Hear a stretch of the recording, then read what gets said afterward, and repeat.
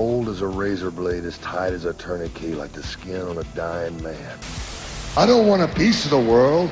I want the whole world. I make my own rules because it's much easier that way. Trust me.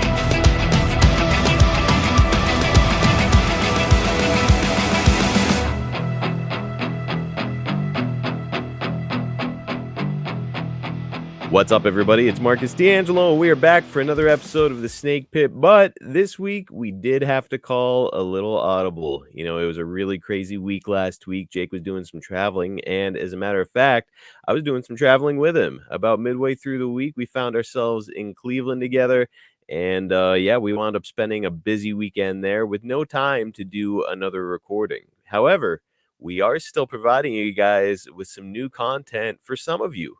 So a lot of you know that last year Jake and I did 2 episodes about his time in WCCW, and we also did a bonus episode that was available exclusively on YouTube with Baby Doll, who acted as his manager, valet, during his time in Dallas.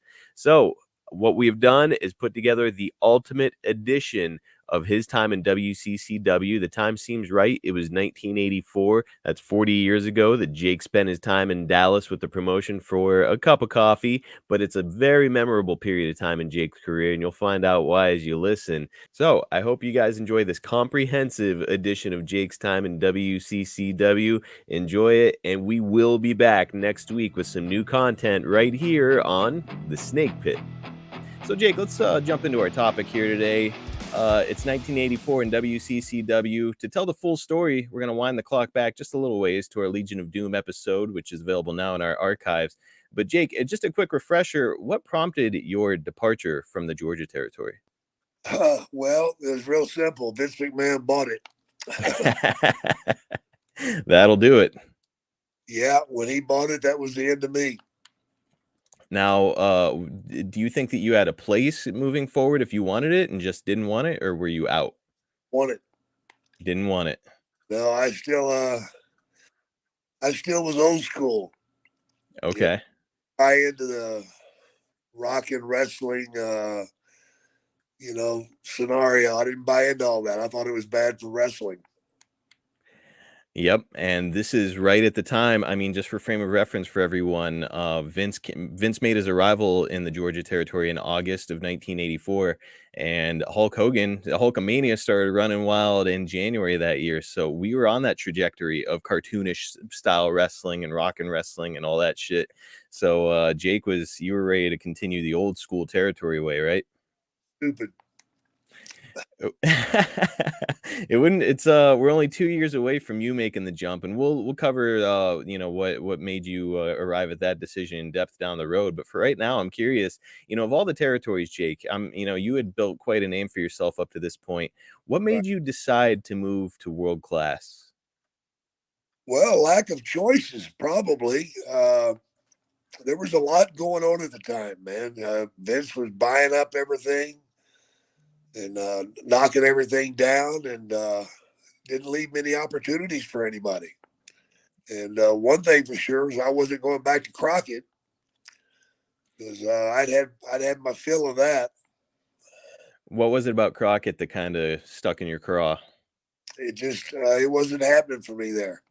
Okay, they had their guys that they were pushing, and that was it. Flair and his boys. Yep.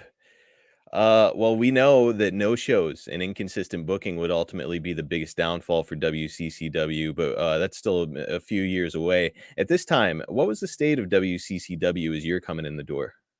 It was crazy, man. Yeah? Yeah, the boys were just running rampant, man. They did what they wanted to do and when they wanted to do it.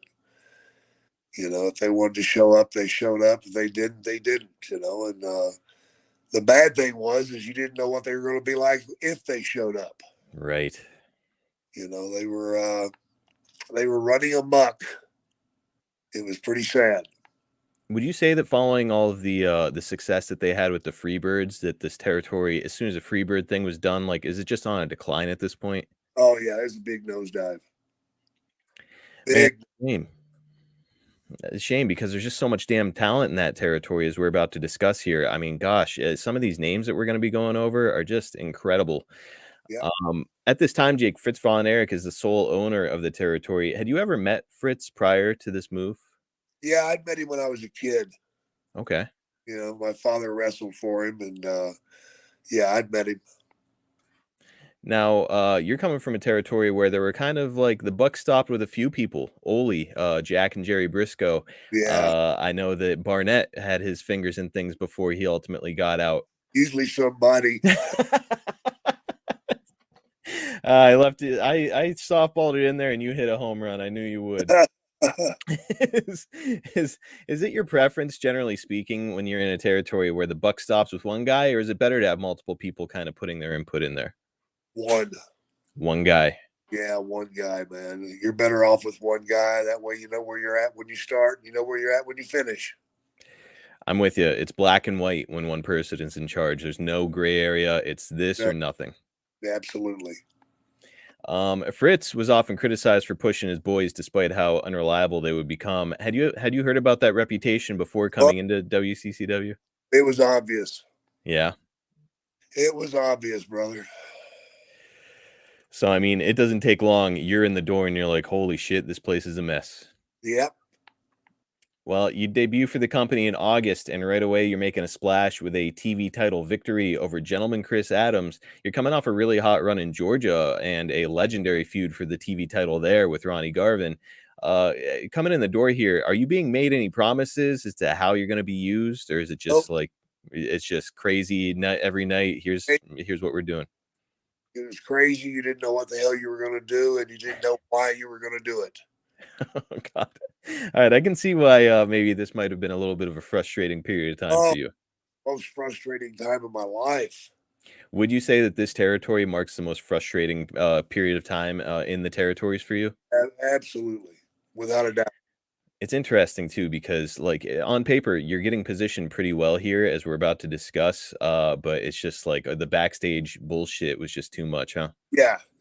Well, plus you would go out in the ring and you couldn't follow anything. Why is that? Because the boys were fucking doing whatever they wanted. Oh, God. Okay. So, and usually that meant your shoulders to the mat, 1, 2, 3. So it's pretty soon you'd be working in Bill Watts territory, and it was always very much like Bill's way. This is how we're doing it. And you had mentioned before that Bill would say like, hey, if Bill doesn't give you permission to get color out there, you're not doing it. Whereas Fritz is a little bit more loose with everything. Yep. That's not a good recipe. But you are off to a hot start with Adams, and he was one of the top baby faces in the territory at the time. On September 3rd, he'd get a rematch for that world-class TV title at the big Labor Day Star Wars event. It's our first clip this week. Let's go ahead and drop in on that match.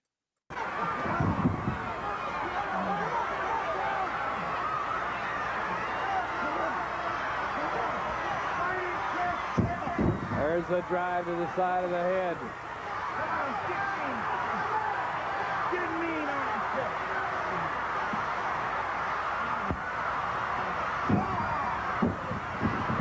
3 minutes. There's only 3 minutes remaining. 3 minutes remaining. Jake the Snake Roberts now on his feet. The ebb and flow of this bout has seen first one man, then the other. The rules have been toyed with. There's a clothesline. Jake the Snake on top. He thinks he's got him. Gary Hart distracted him beautifully. Gary Hart stuck under the rope just to get Jake the Snake off. Now Gary removes his coat, distracting Bronco Lubitsch. Jake the Snake throws Adams over the rope again, but here he is back. 3.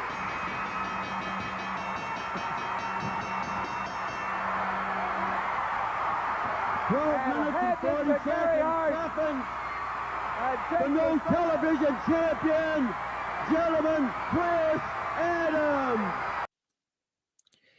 All right, so there it is. Chris Adams wins back that TV title, and it's kind of a screwjob finish, though, after the distraction from Gary Hart, even though Adams was the clear-cut babyface and you were the clear-cut heel here. It's kind of interesting. Yeah, go figure that out. Yeah, a little bit of a screw job, but yeah, it's I think we're building towards something here a little bit. Yeah. Like nobody knows what the fuck's going on. Would this have been, Mark, the first time that you had met or been around Chris Adams? Yeah. And what did you think of him as a man and an in-ring worker? Well, at first I thought he was a pretty tight guy, Okay. but that would change. All right. Should we get into why it would change now, or you want to wait a little bit? I'll just go ahead and wait, man. Okay, because I've got a few questions that I think you're driving toward. So the match goes about 15 minutes, and it's presented as kind of a real struggle between the two of you. Was presenting the match as a true fight something Fritz would emphasize, or was that just the style that you and Chris had? That's just the style Chris and I had. Is Fritz emphasizing much at this period? It feels like he's kind of letting it go fucking crazy there. Just letting it run. The rumor about Adams is that he could be really stiff, and let me tell you, dude, that super kick looked like it about took your fucking head off. Yeah. He got you with, I mean, it was nasty. Would you say that he was a little rough in the ring? He had his moments. Okay. And was that one of them with that super kick? Because it looked bad. Yep. You know, you get around guys like that, you find out pretty quick they're going to save it to the last parting shot. So there's no rebuttal. Right. Oh, for God's sake. So Jake, can you speak to the level of popularity of Chris Adams in the territory at this time? Oh, he was very, very popular. Mm-hmm. He was over like Rover, you know. So that wasn't the issue. The issue was the boys were running rampant, and you couldn't depend on anything.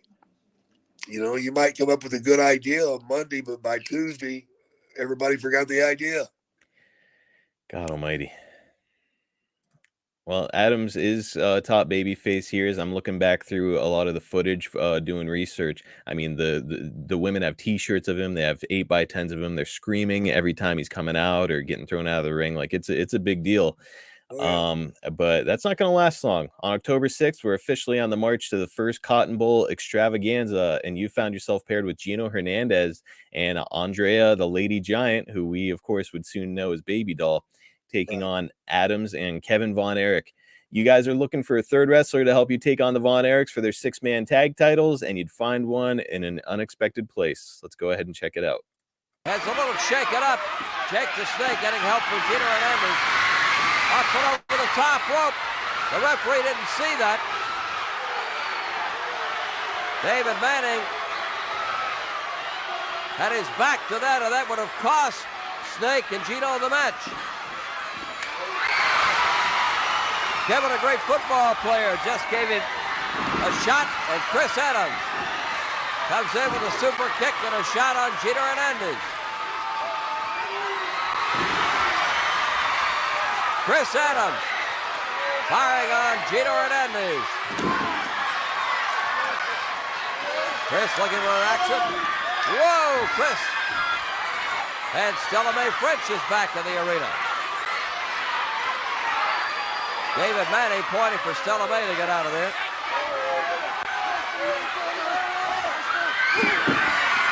Gino rolling up on top of Chris. 1, 2, and 3.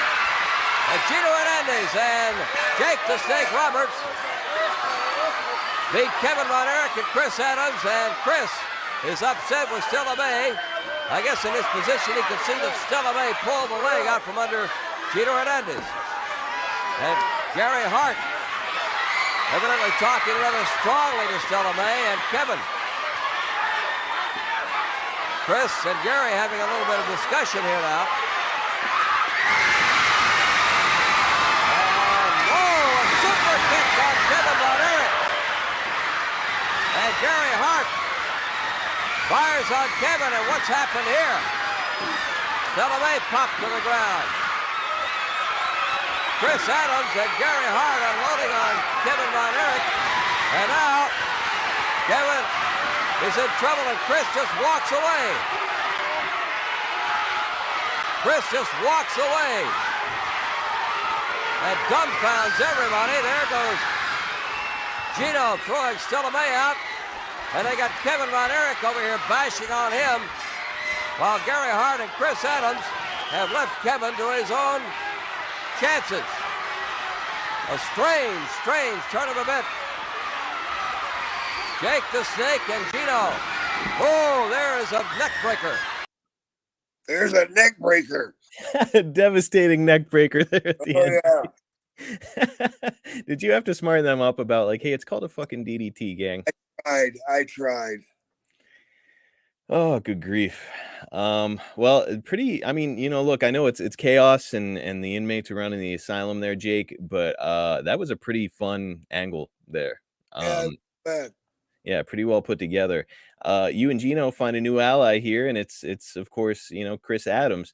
And many current fans know about Gino thanks to Dark Side of the Ring. A really well-established star, Bruce Pritchard, has gone on the record to say that he could have been a really successful $1 million man in the WWF. Yeah. What did you think of Gino as both an individual and a tag team talent? He was all right, man. Gino was harmless. A guy that would go out there and try to, stab you in the back or anything like that. He just went out and did his job, man. Would you say that you liked him on a personal level? Yeah, I got along with him pretty good.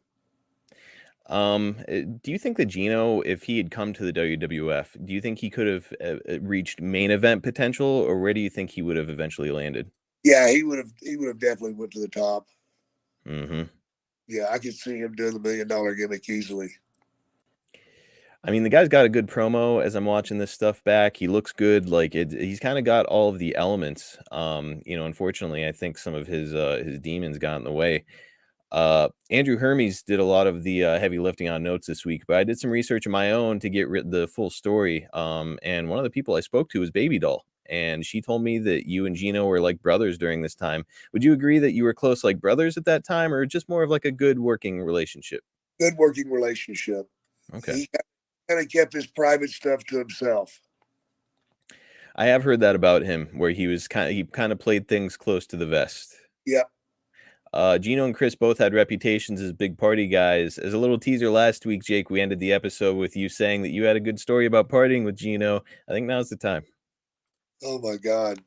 Well, it was really kind of funny because Gino was paranoid.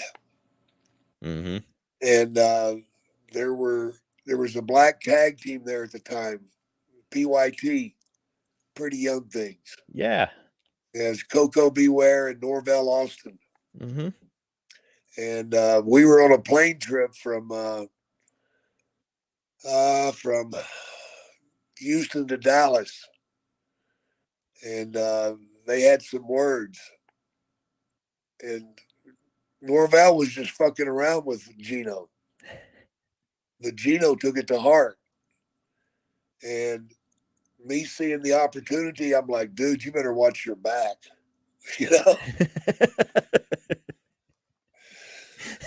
So he's like, man, don't let me walk off this plane by myself. I know they're going to get me. I'm like, dude, what do you want me to do?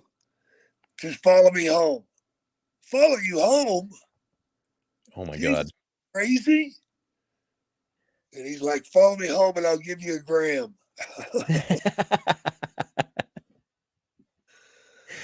So I followed him home. And you got the gram? Yeah. Well, I would say that that's a job well done. Yeah. It was like paranoid. Well, I know that, we would hear about that stuff with him on the Dark Side of the Ring. I always just assumed that it had to do with, he was getting deeper and deeper into substance abuse. But do you think that was just Gino as a dude? He was just a paranoid guy? Yeah, it was the substance abuse that did it. Okay. It just had him on edge. Yep. Thought everybody was out to get him. Oh, Lord. So in doing research for this, I heard a number of wrestling personalities who got to know Chris Adams over the years, say that when he drank, he would completely lose control and sometimes even become violent. Jake, did you ever experience that? He was never violent around me, but I've seen how nasty he could get. Okay. I mean, you seen it in that match there. I mean, he's hitting a woman. Yes. He's giving her pretty solid shots to the chest, Yep. And there's no excuse for that. If you're going to do that in a wrestling match, what the hell will you do in your real life? Yes. I mean, if you're going to be doing that when a camera's rolling, what are you doing when the camera's not rolling? You got that right. Okay, guys, it's time to take a break to talk about a sponsor that Jake and I both absolutely love. We are talking about Via, which is a company dedicated to harnessing the natural benefits of hemp to create high-quality wellness products. Guys, let me tell you, whether it comes to setting the mood in the bedroom, chilling out after a long day, trying to enhance your focus, Via has something for you. All right, if you guys are watching right now on YouTube, you can see that I've got this bottle, which is now empty because I've been using it so consistently. It's the Flow State from Via, and this one is a THC-free chewable. And let me say, this product has helped me unbelievably well, which is why it's empty right now. When it comes to having a full plate, that's kind of my daily activity, right? I've always got something to do, whether I'm creating show notes or editing together episodes, doing graphics. There's always something going on, and in this summer heat, I can find it really hard to focus sometimes. So I started using Via's Flow State, and let me say, guys, it helped me to really focus in, get all of my work done, and make myself way more productive throughout the day. Via has got award-winning THC and THC-free gummies, and they have a dosage to encourage your comfort. So no need to block off hours of the day for a really unproductive kind of enhanced state. You can experience the full spectrum of benefits from hemp products with a microdose of THC to help you get a little boost without compromising your responsibilities. Okay, here's another one that I absolutely love. This one is Revive by Via. It's THC free. It's supposed to help to enhance your mood and promote relaxation. And let me say, it works. It's something that I absolutely love. As a matter of fact, I'm going to take one right now here as we're recording. There we go. Tastes amazing and gives me the results that I need. Via is also well renowned for their premium indoor THCA flower, soothing topicals, and calming drops. It's all crafted with the highest quality hemp sourced from trusted, independently owned American farms. And guess what? Via legally ships to all 50 states in discreet packaging, right to your door with worry-free guarantee. No medical card required. This is a product that I know you guys are going to love because I can personally tell you that I've been using it and loving it and fully intend to use my own promo code so that I can get more of it. Seriously, you are going to want to give this product a try. It's trusted by over 500,000 happy customers for their wellness needs, and Via is the brand everyone's been raving about. It's not just me, everybody has been enjoying this one. So if you're 21 plus, seriously, go and check out our link to Via's website in our description of this episode for 15% off. And if THC isn't for you, you can still take advantage of their CBD line. And they've got products designed to help with sleep and focus and energy, two of which I can talk to you guys about. The sleep one is great too. I've actually used it. It's called Zen. That's another one that I absolutely love. And it's going to keep you glowing all summer long. By the way, these products range from 0 milligrams to 100 milligrams of THC if that's what you'd like. So you can either microdose or enjoy some more potent effects of this. Not only is the product wonderful, but they also have award-winning service. You can experience their top-notch customer support so that you get the full experience, not just the product, but also some excellent support from their top-notch representatives. It's time, guys. Go and check out that link to Via in our description and use our code SNAKEPIT to receive 15% off. Again, the link is going to be found in our description, and all you have to do is use our special code SNAKEPIT. You'll get that 15% off, and after your purchase, they're going to ask you where you heard about them. Please do us a big favor, support our show, and tell them that we sent you. Seriously, guys, give this one a try. Enhance your everyday with Via. Yeah. So now you kind of teased it a little bit earlier here where you initially thought he was a good dude. What was the tipping point for you with Chris Adams where you're like, okay, maybe not a great guy? Just the women thing. Okay. I'd heard that he was very abusive. Man, what a shame, because I mean, you can see the guy's talent on screen. You know, I think he invented that super kick, and now, of course, Shawn Michaels popularized it. But I mean, looking at that thing, you could argue that his was better. Just like, man, that I've heard a lot of people say he kind of torpedoed his own career. Yep. Well, one of the other things that Baby Doll told me when I was talking to her was that Gino wasn't necessarily a huge help to her as far as educating her and helping her to spotlight her on TV. But she did say that you could not have been more wonderful. She said that you were almost like a big brother figure to her, and she credits you with teaching her how to be a heel and really understand the psychology of wrestling on road trips together. Yeah. Jake, what would you say made you take her under your wing? Well, my thought in wrestling is there's two people out there. You better help each other. You both have a common goal, And if you got a tag team, then now you got 4 people out there, or 5 or 6. Mm-hmm. But you best work together if you want the product to be, spotty. If you don't want the product to be spotty or shoddy. So you got to help each other, man. So if I can teach you something that'll help you look better, it's gonna ultimately make me look better too. And that's just simple psychology. Like it's real simple. You kind of hurt yourself when you don't hurt or help others, right? Absolutely, man. Make the whole thing look nasty. So now you and I chatted about it a little bit before we hit the record button. Why do you think Gino was averse to helping Baby Doll out? But she was bigger than he was. I remember they did a video of them sitting in his Corvette, and they filmed it, and then they stopped and they said, "Let's look at it." And they looked at it, and he's like, "No way, man, no way, we can't let that go." Like, what's wrong? She's a foot taller than I am. So they finally went and got 2 phone books for him to sit on.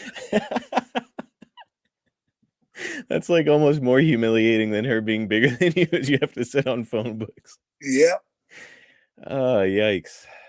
How big was Gino? Like 5'10"? Yeah. Okay, so yeah, fairly small, especially in that era. One other note that I got from Baby Doll when I was talking to her was she said that her father was Nick Roberts, who was a wrestler, and apparently he and the Sheik would absolutely blow up Lubbock, Texas back in the day with their rivalry. And apparently the Sheik would sometimes have a snake with him. And she said she doesn't know this for sure, so she wanted me to ask you. She said she's pretty sure that back in the day you told her that you used the last name Roberts after her dad and the Sheik made a big impression on you. Is that true? No. Okay. Where did you get Roberts as the last name? It just came to me. All right. So that one, sorry, Baby Doll, we're blowing that theory up. So back to the match here, Chris would immediately go from being a massive babyface favorite to a hated heel in an instant. He had a lot of female admirers who would be seen tearing up their photos and defacing their t-shirts of him. I mean, anytime you fuck with the Von Erichs in that territory, it's crazy heat, right? Yep. Now, speaking of the Von Erichs, they had really kind of peaked, as we mentioned before, with the Freebirds, but man, they are crazy over with the local crowd here still. Coming in the door, would you say that you were excited about the opportunity to work with, the biggest stars in the territory? I was excited, but I was also guarded. Mm-hmm. Because I knew that it wasn't as easy as you thought it would be. Right. It should have been simple. It should have been very simple. Mm-hmm. But because of their temperament and because of the way they dealt with business, it wasn't so easy. So I've heard about the way that they dealt with business, and obviously anybody listening to this probably knows that they had substance abuse issues and they were irresponsible. They wouldn't always show up to the building when they were supposed to, and that's a big deal in this era because these crowds are coming out specifically to see these boys, and then they just don't show up after being advertised. Absolutely. But when you talk about their personalities, Jake, were they good people, or like how did they treat you? They were like little kids, man. Okay. They were like 15-year-olds. Oh man. They didn't understand responsibility. They didn't understand anything. They were young, very young, and they'd been pushed into this position, and the demands were huge. Huge. They didn't want the responsibility. None of them did. But they did want the money, which is what we're going to be talking about here in just a minute. So Jake, up to this point, I mean, you're at the top of your game, and that's obvious to anybody watching. They kept referencing throughout the videos that I would see, like, God, look at how fast this guy is. And you were lightning fast with your jabs and kind of the way that you got around the ring. So you were at the top of your game, and you had worked with some of the best wrestlers in the world up to this point. How did you assess the Von Erich boys as wrestlers when they had their heads screwed on straight? Well, I'm still waiting. Okay, so you never got to work with clean and sober Von Erich boys. I did. Wow. That is very telling for our listening audience. Like, you were there from August to January, worked with them a lot, and you never got them straight. I never got them straight, brother. Wow. Okay. So I mean, it's taken the first night there, or your first night working with them, you realize that they have a problem with substance abuse and no shows. Yeah, absolutely. Dude, brutal. Jake, you're inserted in the top line creative right here out of the gate, and it's the Von Erichs, it's Gino, it's Chris Adams, so you're right in the thick of the action. You mentioned before that the money didn't quite reflect that. Is that right? Oh boy, did it not. What can you tell us about that situation? There wasn't much. Not much to tell because there's not much money. No, there wasn't much money. It was the first place that I'd taken my wife, my bride. Mm-hmm. It was really scary for me because I felt like I was letting our family down. We're just starting a family, yet here I am making nothing. Oh. I mean, barely surviving, and it was very humiliating for me. It really tore at my mind and my heart, man, because I just didn't want to let this woman down. I was ashamed. It's interesting, Jake, because you and I had referenced WCCW prior, and I was like, I could just tell by your demeanor when I would bring it up, like, he doesn't like talking about it, and I wonder why, because it's, pretty good creative and some memorable stuff. People online ask about it a lot. I'm beginning to see why you were really upset during this time. Yeah, it was tough, man, because again, the wife and I are just starting out, and I've taken her from Georgia to God knows awful Texas. And people don't understand, I mean, oh Lord, you go to one of these territories and basically you're there, and you're there 7 days a week, and every day you're getting in your car and leaving, and you're leaving the wife behind, and she's left there with no transportation, no friends, no family, no nothing. Mm. And it's tough. It's hard on the relationship. It really is. I mean, it's got to be tough when you're making great money, let alone if you're not making shit. Right. Well, if you're making great money, you can spend money to make things happen, but there was no money to make things happen, brother. I'll guarantee you that. Did you have a conversation with Fritz about payoffs at all? Yeah. And it just what's his response? Hang around, kid. Oh, for God's sake. Well, we know that Fritz was taking care of his sons, as I mentioned before, and I'm sure at the time that everybody in the locker room knew that too. So, I mean, we're talking about low money. We're talking about no shows from the biggest stars in the territory. Would you say that you were starting to resent the Von Erich boys? Oh, yeah. You're out there busting your ass, and you're worried that you're going to get hurt because they're fucked up. Mm-hmm. And it's just really hard. I mean, I remember one instance, Ric Flair had came in, and he was wrestling, Kerry. Yep. In Fort Worth, and Kerry was so fucked up that he couldn't even put his boots on. My God. So they laced his boots up for him. This was on television. Yeah. And sent him to the ring.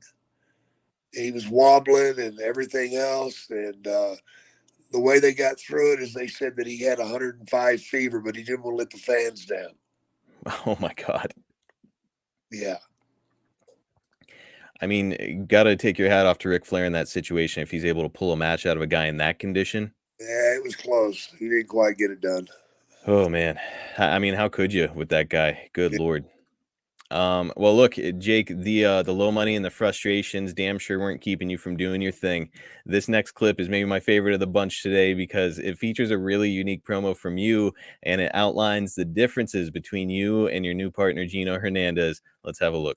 We came out to visit Jake the Snake Roberts in his environment, and See, Jake is rather busy right now. Hey, Jake, what are you doing? Well, I'm doing fine. How are you? Fine, good to see you. Hey, welcome to my world, huh? This is something, what, different than where your partner Gino Hernandez lives? Big thing, you know, it's like this, you know, he lives in his world, I live in mine, or ours. Thanks for my world. You guys were very impressive in that tag team match last week with Kevin Von Erich and Chris Adams. It caused a lot of furor, a lot of excitement in that one.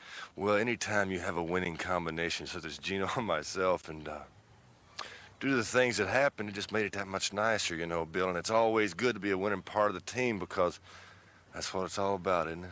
I guess it is. What puzzles me, though, is Gino lives in a high-rise penthouse and you live in an area something like this. Nice. How can you two get together mentally to work together? What's wrong with this, Well, Bill? nothing. I mean, hey, you probably had something to do with all this. This might be your old car door here. Could be. It could be.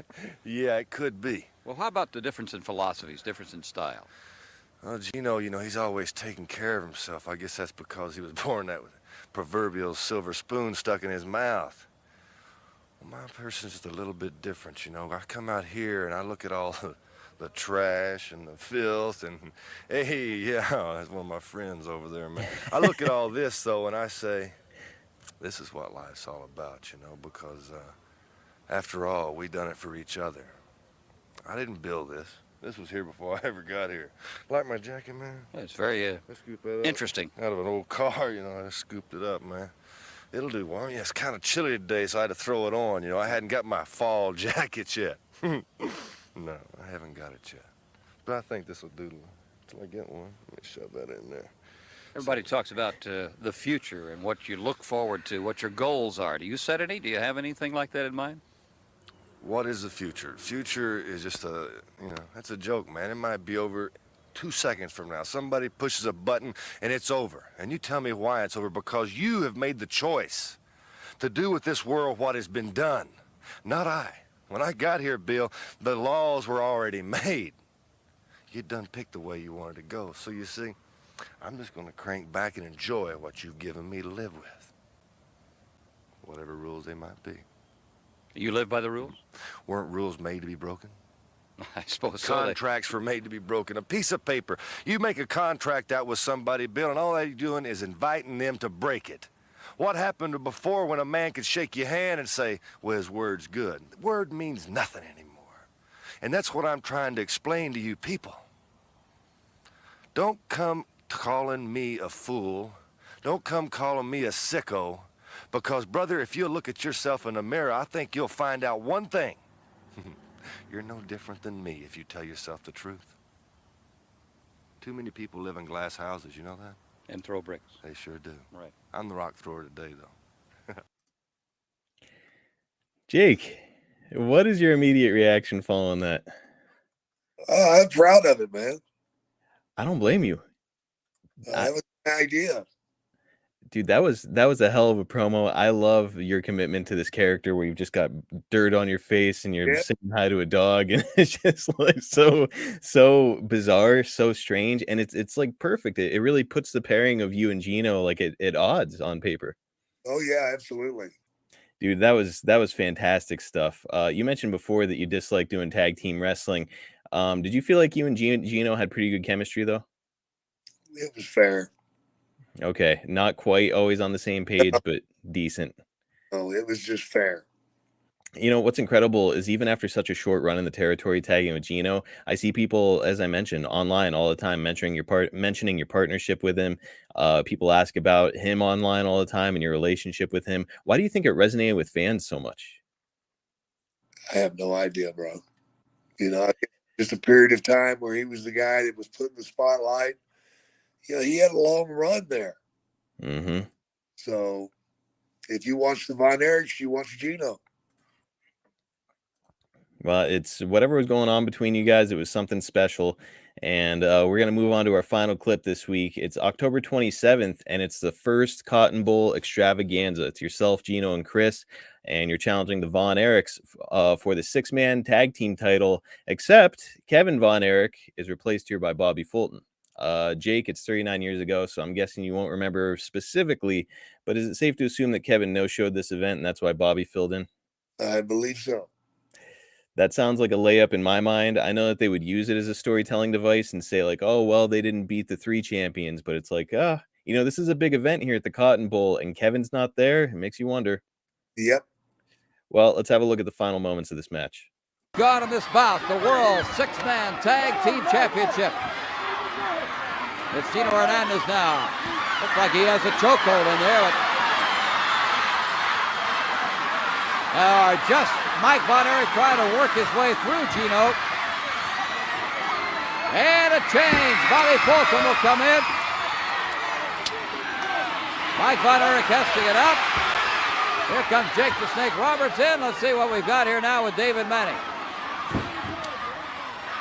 Well, David Manning did not allow the Mike Von Erich Fulton interchange. Oh, what a blast there. Now Kerry Von Erich, who eagerly wanted Chris Adams to open the match, discus punch, so that he could gain some revenge for Kevin's injury brought about by Chris Adams. Well, the Von Erich crew is dominating right now. Kerry and the Snake having at it. Looks like a suplex right here. A super kick. As Snake Roberts was in the air. Chris Adams put the super kick on Kerry as a 2 and a 3. And Chris Adams, Gino Hernandez, and Jake the Snake Roberts have won the bout. But I don't think the referee saw what occurred there.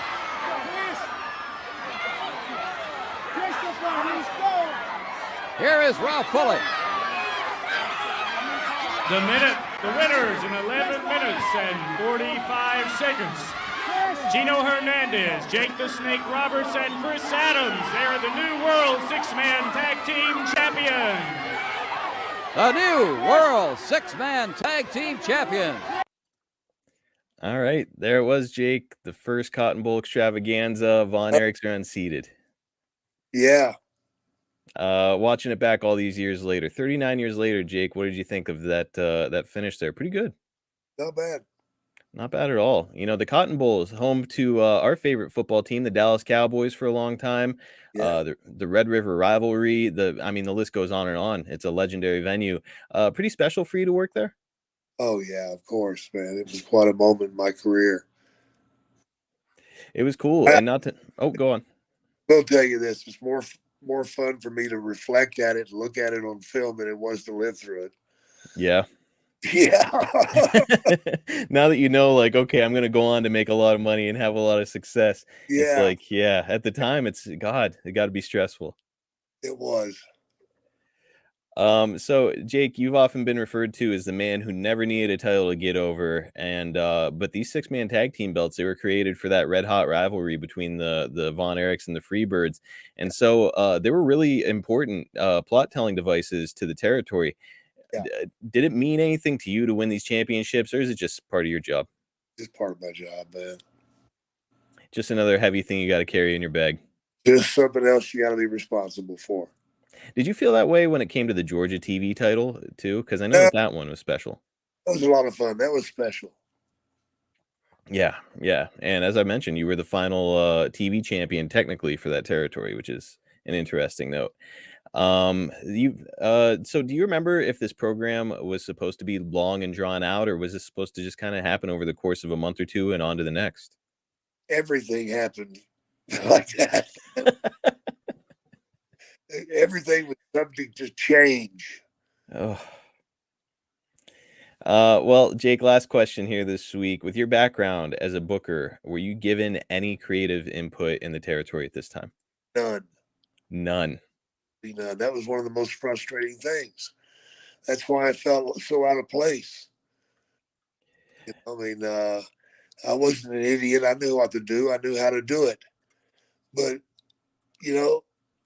I guess I should be grateful they didn't ask me to help, because I would have went absolutely nuts. As far as what, like cutting talent? Yeah. How do you fire the Von Erichs? That might be tough in that territory. Yeah, better start man first. It was David Manning that was the head booker at this time, correct? Ken Mantell. Ken Mantell. Yeah. Okay, and he just couldn't control the action. Oh, God, no. So when we left off, yourself, Gino, and Chris had just defeated the Von Erichs for the six-man tag team titles in the Cotton Bowl after Chris had turned heel and turned his back on the Von Erichs. The titles were created in 1983 with the sole purpose of having somebody or something for the Freebirds and Von Erichs to fight over, but the belts were a really big deal in this territory at the time. As we discussed last time, you were certainly feeling disenchanted when it came to your pay with the company, and the Von Erichs could be a mess at times. But I have to ask, like, as a guy who just loves the business, and I mean, it respects everything there is about wrestling, did you feel like it was pretty special to get a title victory over one of the most famous families in Dallas? It was big. It was big at the time. Certainly for the territory, it was the best thing that could have happened. And it was done on the biggest stage. So they really wanted to pop for Chris Adams. Mm-hmm. They wanted to really put it out there. They hoped that he'd be able to carry it for a while. Well, he did a hell of a job here as a heel. I mean, even just now watching back some of this footage, like you can see the crazy heat that he's getting. And yeah, I mean, like putting those belts on you guys here is like, we should not understate that. It's a really big deal in this territory to get those six-man tag team titles, especially against the Von Erich. So pretty awesome spot to be in. Yeah, I enjoyed that part of it. Yeah, I mean, like it's an awesome spot, but from what you were telling me, it's like the amount of pay you're receiving does not exactly correlate with the spot that you are on the card, right? Yeah, I couldn't live on what they were paying me. I think that you revealed before that it comes in at something like maybe an average of like $700 a week. And a lot of people are going to hear that and say like, hey, $700 a week, like that's a living wage. Like that's pretty good. Let's keep in context here. Jake is coming from Georgia where he was making great money, Mid-South prior where he was making great money. Like $700 a week for a wrestler is not incredible money based on context, right, Jake? Absolutely not. You take the 700 and you take 200 or 300 off the top just for travel expenses. Yeah, I mean, so there's 200 gone. You've got a wife and children at this time. It's like, man, that's a lot of responsibility on $500 or so per week. It's just not gonna cut it, right? No, it wasn't cutting it at all, man. Well, another big happening here in November is that Kerry Von Erich is going to face Ric Flair inside of a steel cage as Flair defends the NWA title. And this is coming, of course, after earlier in the year, Kerry defeated Ric for the championship at the David Von Erich Memorial Parade of Champions in Dallas before dropping the belt back to Flair less than 20 days after. Flair said that David was the best worker of the Von Erichs, Jake. I know that he had passed away months before you came to Dallas, but did you ever get to meet David Von Erich? Yes, I did. He was certainly the best one out of the bunch as far as wrestling talent goes. It's interesting hearing that because you look at them, in their 8x10s, and like the guy who really comes off the screen or comes off the page is Kerry Von Erich. I mean, he's a handsome guy. He's in unbelievable shape. So it's like you look at him and it's like, hey, there's the star. But not only yourself, but Ric Flair, and I've heard many others say like, nope, the really talented one was David. Yeah, absolutely. He knew what he was doing out there, and he carried himself really well. And he was just a pleasure to work with. Now, you said you had met him, and now you're saying to work with. Did you actually step into the ring with David? I didn't get the opportunity, damn it. That is a bummer, but I mean, you being like a seasoned guy who grew up in professional wrestling, you can just watch his matches and say like, okay, whatever it is, this guy's got it, right? Yeah, absolutely. He had it, man. The fans loved him. Hell, everybody loved him, man. He was a good guy. Man, a shame that he passed away, and like really it's based on the research that I was doing, it was like it's kind of hard to say how he passed away. Like some people are saying it's an overdose, some people are saying it's an illness. What have you heard? I've heard it was an overdose also. Okay. Yeah, I mean, it's there's a lot of he said, she said when it comes to the whole situation. So I'm certainly not qualified to speak on the matter. But yeah, I mean, a lot of people have got different opinions. So it's interesting to hear yours. So I've talked to you a bunch, you and a bunch of other guys from your generation about belts, and pretty much unanimously, everybody says the same thing about belts, where it's just another heavy thing that you have to carry in your bag, and it doesn't really mean anything. That being said, it seems like most guys feel differently about the NWA World Title, and Ted DiBiase has actually told me that it's one of his greatest career regrets that he never got to hold that belt. Jake, do you hold that belt in the same regard? Yeah, I do. I love the NWA and what it stood for. Now, would you say that that's a regret from your career, not getting to hold that title? Absolutely. All that being said, why do you think Kerry, or what was your opinion on it when Kerry was awarded that title? When Kerry was, Yes, sir. I was shocked, amazed, and a little worried. Because you didn't know what Kerry was going to do. You didn't know if he's going to show up and what kind of shape he's going to be in when he got there. And nobody ever accused Kerry of being a great worker. He excited people, but boy, that excitement sometimes was a heavy cost. So even when he was like straight-minded, you don't feel that his work was really quite up to snuff? Oh, yeah, definitely not. What do you think it was about him? I mean, because Kevin Von Erich is kind of considered a great worker. Kerry just kind of didn't have the physicality down, or what? Well, he had the physicality down and all that, but he's just he reminded me of a 17-year-old. Okay.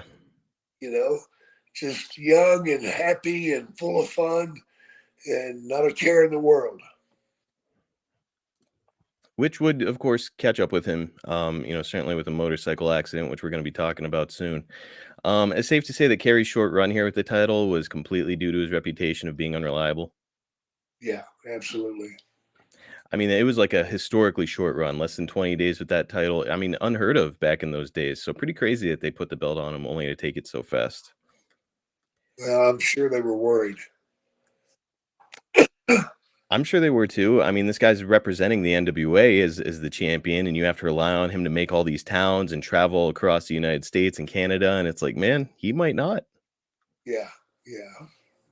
I wouldn't have bet on him. So Flair is going to go on to work with Gino here in WCCW, which is kind of weird because both guys are heels in Dallas. What do you think was the logic in pairing the two of them together? For a great wrestling match. Okay, so it's not heel versus babyface. It's like, let's just see a great match. Just have a great match. Was there ever any discussion of putting you with Flair during this time? No. It's something I certainly would have loved to have seen, and we actually discussed when you and Flair did meet recently on an Ad Free Show's exclusive episode in Mid-South. So if you guys haven't heard that one yet, go out of your way to check it out. It's from November 1985. Speaking of November, Thanksgiving Star Wars will take place on November 22nd in 1984, and instead of being in the Sportatorium, it's going to take place at the Reunion Arena in Dallas. Jake, any memories of working in Reunion Arena as compared to the fabled Sportatorium? A lot of empty seats. There was a lot of empty seats. Would you say that you guys had a lot more success in the Sportatorium? Well, the Sportatorium was a small venue. Okay. You could pack it out fairly easily. But you don't go to some place where you can put 2,500 people and go to some place that you can put 17,000 people in it. So. I got you. So, like on film, it's like the Sportatorium looks jam-packed to the rafters and looks awesome. But then once you get to Reunion Arena, it's like, maybe not so much with a smaller crowd. Yeah, you could have shot a shotgun off and not hit anybody. That's the case here, but we're going to talk about it soon. A little bit down the road, you guys are going to fill that place up. We'll get there in a minute. Jake, interestingly, your partners, Gino and Chris, are both going to be working singles matches at the event. So you've got a new tag team partner as you take on Kerry Von Erich and Iceman Parsons. Let's drop in on the end of this match for our first clip this week. Rocco Lubich checking. Rocco Lubich. But no way. Jake the Snake continues to put that pressure on Iceman King Parsons.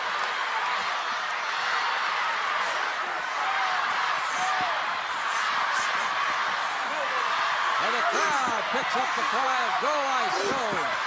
And Ice is going. And runs right through him.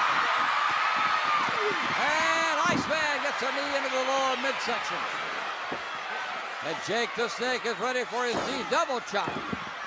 Kiniski coming on. Jake slithers down like a rattler and puts his grasp on Iceman as Kiniski clotheslines Iceman. Kiniski, the Canadian, son of the great Gene Kiniski, former world champion. A neck breaker by Kiniski. Kiniski want to go in with a knee drop across the neck. 1, 2, but Iceman pulls it out. Iceman tough to handle. Kiniski and Roberts have got it going right now in the corner. 5 minutes gone to this bout.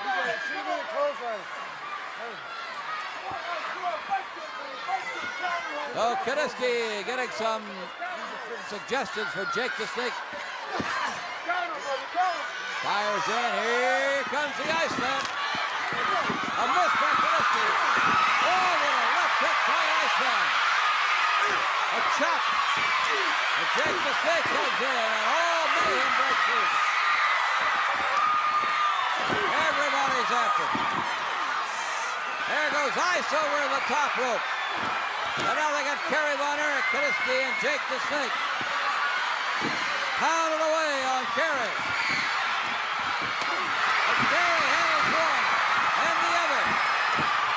It's a fisticuff city right now. But here's a roll up by Iceman. 2, 3, Iceman beats Kiniski.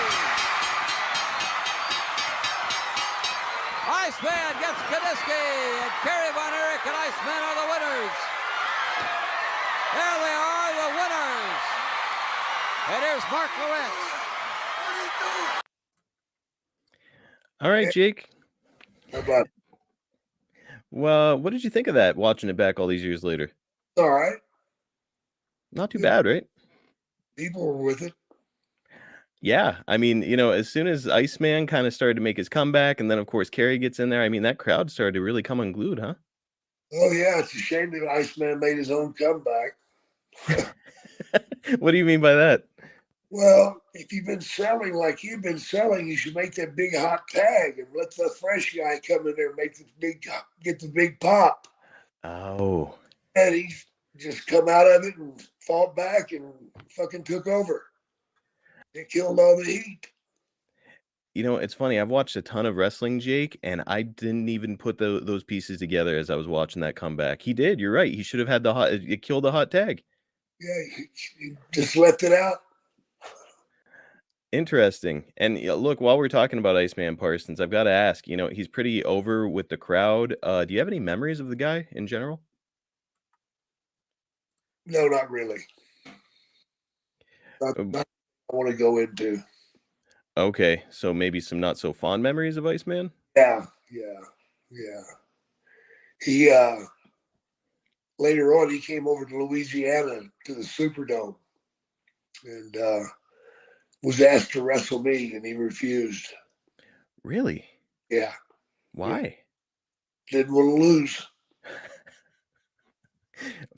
Do you have any recollection of what year that might have been? What? Do you remember what year that might have been? Like 85 maybe? Yeah, 85. Okay. And so he's coming into the territory, Mid-South, it's got to be, and he's coming into the territory. You're one of the hottest heels they have there, and he didn't want to take a loss to you. Yeah, didn't want to take a loss. Did you ever talk to him about it? Fuck no. So it's one of those things where after he refuses, you're like, okay, fuck this guy, and you just never talk to him again. Yeah, I'm done. I don't blame you. That's really bizarre kind of behavior, especially for a guy who is evidently kind of new to that territory. Yeah. Strange. I mean, what about him and his look overall? I mean, do you feel like a missed opportunity for a guy that size with that look with Vince? He missed it with Vince. Vince would have done something with him. Yeah, I mean that guy, that look, it feels like he's tailor-made for a bigger territory and action figures and T-shirts and all that kind of thing. Do you think that he had enough under the hood as a performer, though, to sustain more success? I'm unsure about that. We saw that bump that he took on the clothesline from Kiniski, and it was pretty unimpressive. Yeah. Look, I know Gene Kiniski, but his son Kelly is a guy I've never heard of before I started doing research on this one. Do you have any memories of Kelly Kiniski at all? Oh yeah, Kelly was a good kid, man.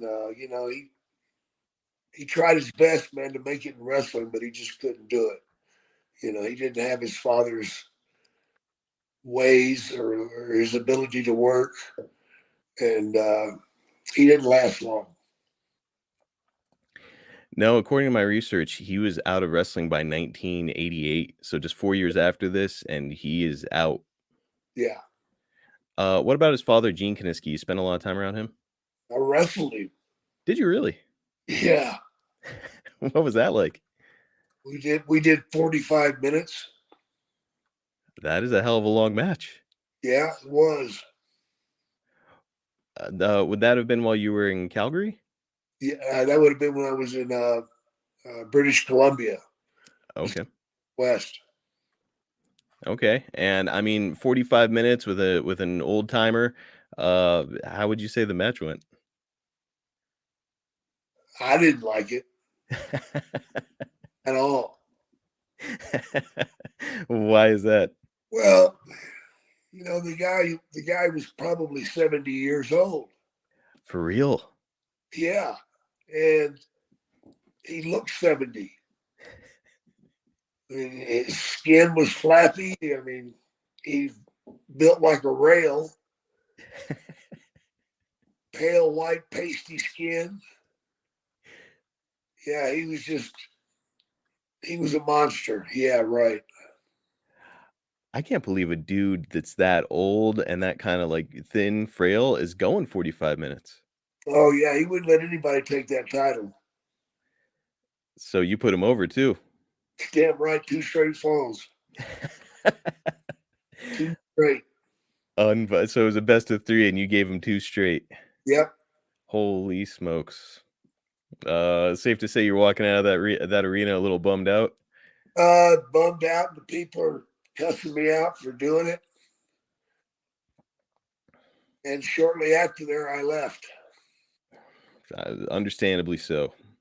Yeah.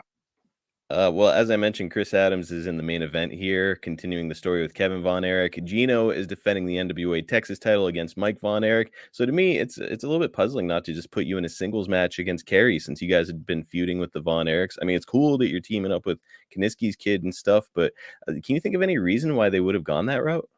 I have no idea at all, man. I figured it was a long shot to ask you all these years later, but it just like jumped off. Like, why not just Jake and Kerry? It just makes more sense.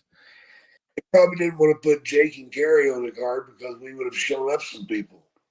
Oh, you think that's what was at the core of it? Yeah. See, my first thought was like, okay, maybe like they were afraid that Kerry is going to show up under the influence and they wanted to like mask it in a tag team match. No. I don't know. And really, like, how foolish is it? Now you've got to pay 4 guys for one match as opposed to paying 2 guys for a match. Yeah. I don't get it. Well, the next big show will be Christmas Star Wars, which will also take place at Reunion Arena. And this time, Jake, they fill it up with 20,000 fans in attendance for this event. So we discussed last time that WCCW was in decline, and certainly what we said earlier pointed it out that, they were just unable to fill up the arena. But here, they're drawing this massive house. I know you don't likely know any exact numbers, but like, are you getting some kind of a bump or a Christmas payoff, or how would something like that go? It wasn't much. Okay, so like maybe like a couple hundred extra or something. Probably. And I mean, with 20,000 people coming to Reunion Arena, I don't imagine it's an expensive building to run. I mean, Fritz has got to be making a damn killing. I don't think so. You don't think? Nope. I mean, maybe they were doing some kind of a Christmas like half off thing, which I've heard that Fritz would do pretty often back in those days. Yeah. I don't know. Well, at this one, yourself and Gino are going to be taking on Mike Von Erich and Billy Jack Haynes. Let's have a look at how this one is going to end up. Gino trying to work around to get a good position, and that position's in the corner where Jake the Snake Roberts holds fourth. And Gino pops fourth.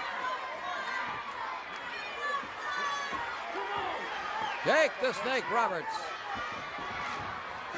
Whoa, look out. Billy Haynes exploded on him. And here's Mike Von Erich coming in. And Jake the Snake is a little worried over Mike as he comes rambunctiously out to do battle. Up and over. And Mike causing Jake the Snake to back off. And don't forget, World Class Championship Wrestling will be in Austin this week. Whoa! Gino Hernandez helping Jake the Snake stop, and Mike Von Erich hits the deck.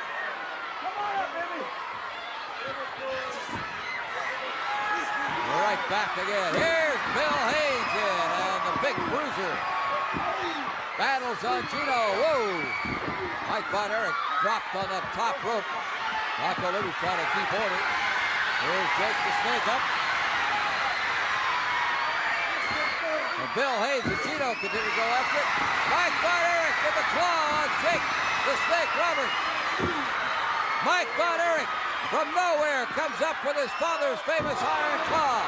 We thought Mike probably would learn that someday, but suddenly, here it is for the first time. Mike Von Erich has used the iron claw on Jake the Snake Roberts and using it effectively. Bill Haynes keeping Gino Hernandez away.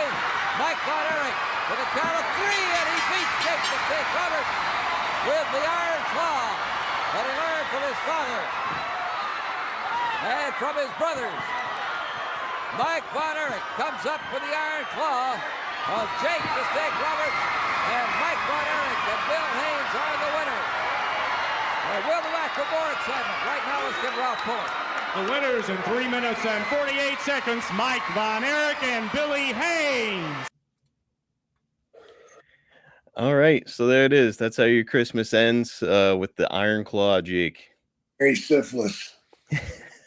Merry syphilis. Yeah, happy gonorrhea. Man, the Iron Claw, very, very over in Dallas. So I mean, it's a lot like the DDT. I mean, anytime it happens, there's a big reaction. Of course, it's a big part of Fritz's legacy. I mean, objectively, Jake, the Iron Claw as a finish. What do you think? Well, it's okay as a finisher, but how many people can do it? Right. All of a sudden, you got 3 or 4 people doing it. All the Von Erichs did it. Mm-hmm. And I'm sorry, Mike, at his size, to put it on you, and yeah, he's not a huge guy, and certainly he's brand new to pro wrestling here at this time, and it's just it looked weird having him snatch you up like that. Yeah, it looked real weird. Nobody bought that. No, I don't think so. I mean, do you feel that the Iron Claw, though, is something that could still be used in wrestling today? No. I don't see it getting over with a modern audience. No, not at all. We're going to be sharing that video on social media for our listeners to see, and I actually had to go back and watch it twice because I was shocked to see that when he pulled his hand away from your head, you were bleeding from the claw. So on the second look, I could see you actually getting your blade out of your wrist tape as soon as he locked it on, and then you gigged yourself while his hand was still on your head. Jake, why the blood from the Iron Claw? It's what they wanted. Okay, so going into this match, they're like, yeah, so you need to blade whenever he puts the claw on you. It's like, fuck yeah, all right. I'm just trying to wrap my he's squeezing it so hard that it just creates a cut on your head. Oh yeah, he popped my head like a pimple. It's pretty strange stuff. Jake, I also have to ask, as I'm looking at it, he's kind of whirling you around and you're struggling against the claw. How in the hell do you avoid cutting either his hand or going too deep on yourself whenever you're blading during that? Didn't really care at the time.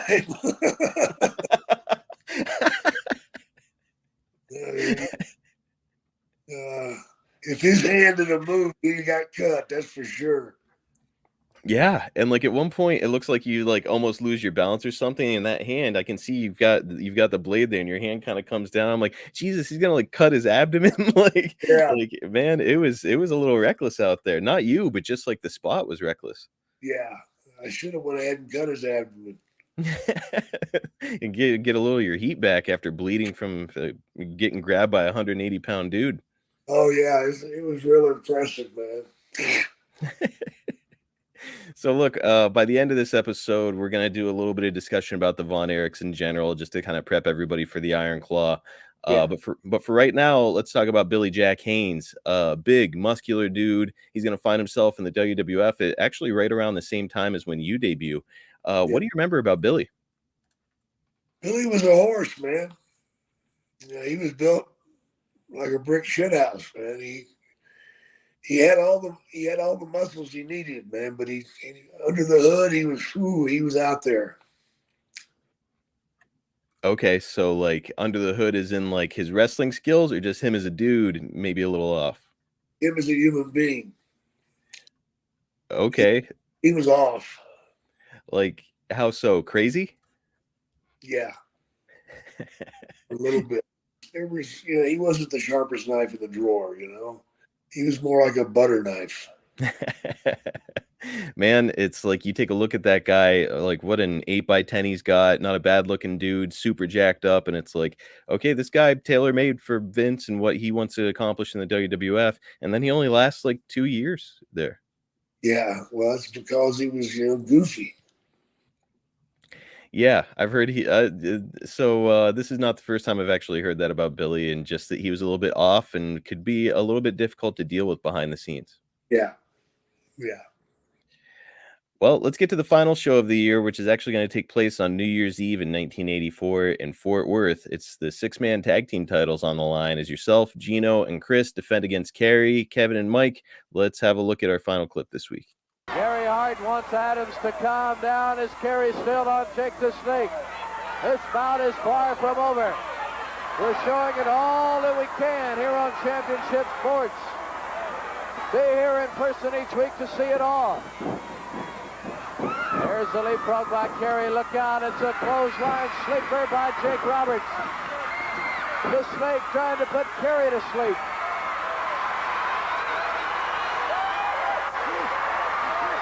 Hernandez with confidence.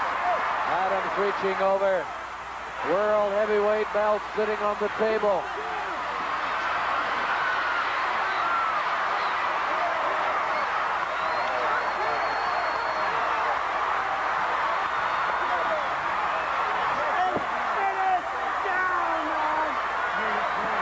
Jake the Snake Roberts with a lock on Kerry Von Erich.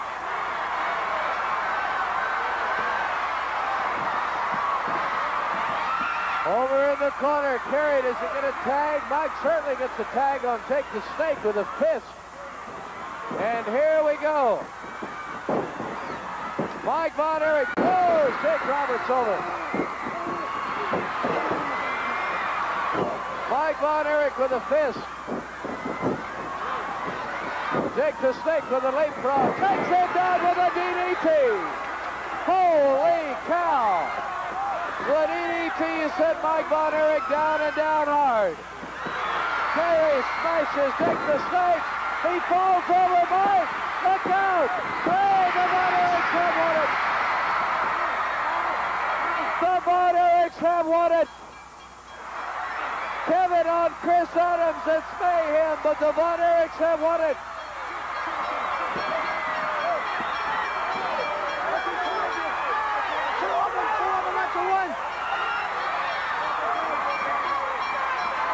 The winners in 14 minutes and 10 seconds and new world six-man tag team champions, the Von Erichs.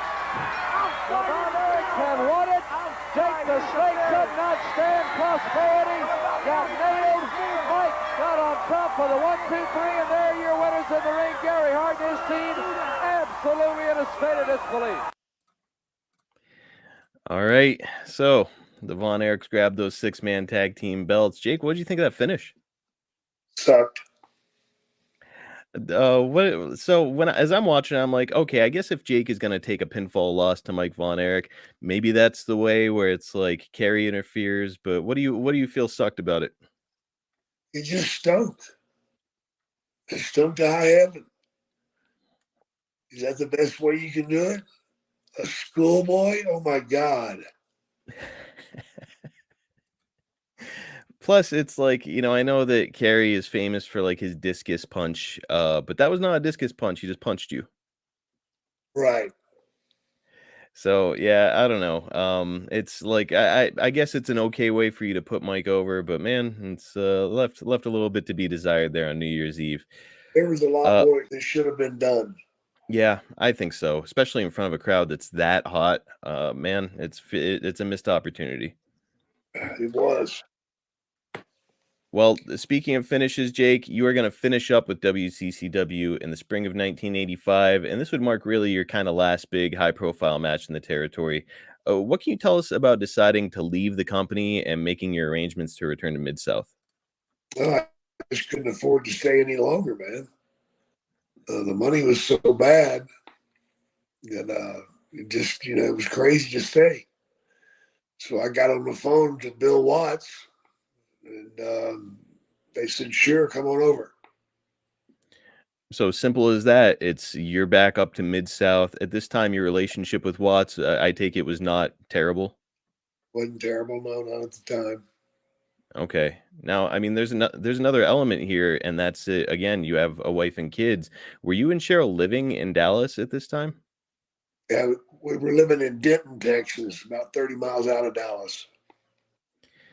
Okay, so I know that you guys had originally lived together in Georgia. So whenever you got the opportunity in Dallas, you packed her up and the kids, moved to Dallas, and now you're telling her like, "Hey, got to move again."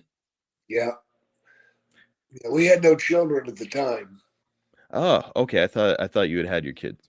No, she got pregnant when I went into Mid-South.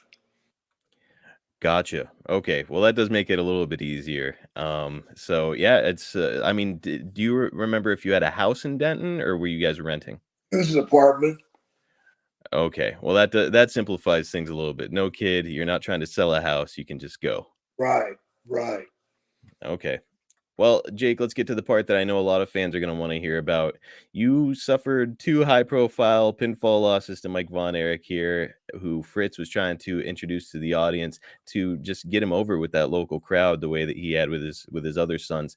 How did you feel about putting the younger, smaller Von Erich over in general? Oh, it sucked. I mean, it was just wrong. There was no sense in that happening. I understand they're trying to get him over, but don't try to get him over with the iron claw. Mm-hmm. Do something else. But they all wanted to be so strong. They didn't want to sell anything. So there goes the problem. Frustrating, and not exactly fair to Mike. I don't think either at this point in his career, where he's brand new and he's getting put in these spots. And I mean, look, it's pretty much unanimous among fans. Like, the best of the Von Erichs is David, the worst is Mike, and that's kind of what everybody has to say about it, including other workers. I don't know if it's fair because Mike was so new, but I don't know. What was your take, Jake? Yeah, it was totally unfair, man. But what is fair in wrestling? Lost his son. Looks pretty good, don't he? He was certainly programmed to look that way. But if I remember right, Jake, at one point you had told me that he was sort of forced into wrestling. Yeah, I don't think he really wanted to do wrestling, man. That's the way I heard it. They wanted him to do it here in Von Erich. Yeah, the rumor I've heard was that he wanted to work in the industry, but he wanted to be like a cameraman. He wasn't actually interested in stepping into the ring. Yeah, that's what I'd heard too.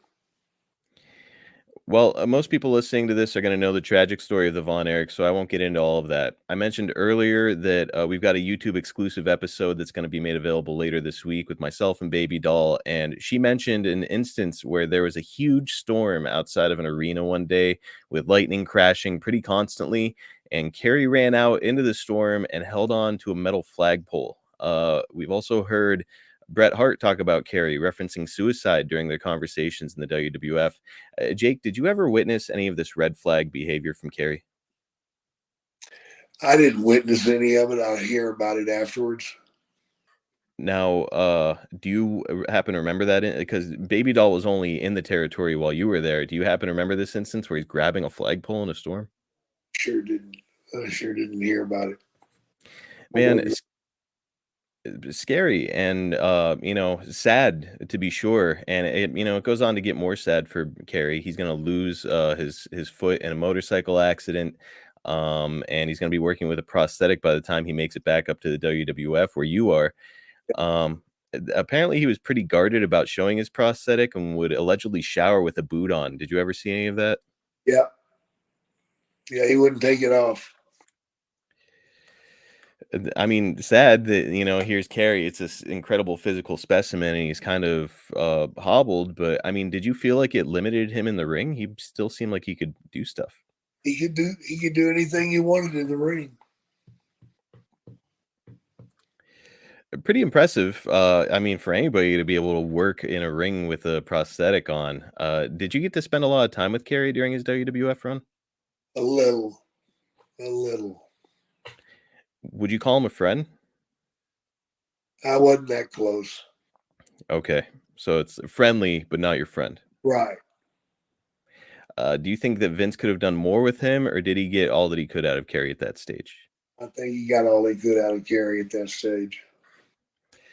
Between the leg and the addiction, it's like, man, Vince putting the Intercontinental title on him feels like a bit of a reach to me. So it's, it sounds like he did his best. Yeah, Vince tried, but it didn't work. Well, last question before we put a pin in the WCCW subject for good. Jake, the Von Erich family story is certainly tragic, but do you feel like the tragedy is their legacy, or was their footprint in wrestling bigger than the stuff that happened outside of the ring? I don't know how it couldn't be their legacy. To lose 3 sons, all suicides, it just doesn't get it. Man, it's awful, and it's hard to go back and watch the Dark Side of the Ring. I know it's going to be hard to see the Iron Claw movie, with all that tragedy and the way it's going to be played up on screen. It's silver lining. Kevin Von Erich has turned everything around, and now his sons are both working for MLW, and I think that they're actually going to be coming to make an appearance for AEW. Here coming up in Dallas. Jake, do you feel like there's still a place for the Von Erichs in pro wrestling? I think there's a place if somebody wants to use them, but it'll never be what it was. So, this is actually going to be a really great complimentary piece.